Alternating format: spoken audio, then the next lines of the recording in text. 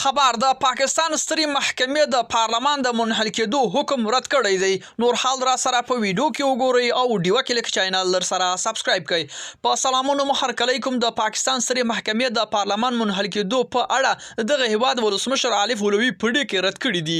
د شنبې ورځ لومړی وزیر عمران خان خلاف پر ضد د نه باور کارونو او امر ورکړی دی. د پاکستان د اپوزیسیون ګوندونو اتحادیې لومړی وزیر عمران خان پر ضد د پارلمان کې د نه باور قرارداد په وړاندې کړی دی او ادعا یې کړې ده چې له دې سره د وکیلانو اکثریت دغه راز عمران خان یو شمیر متحدینو هم له اپوزیسیون سره لاس یو کړی دی.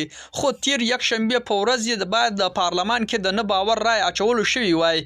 د پاکستان د قومي اسمبلیز مرستیال قاسم سوری دغه قرارداد رد او د قانون خلاف یې بللی دی.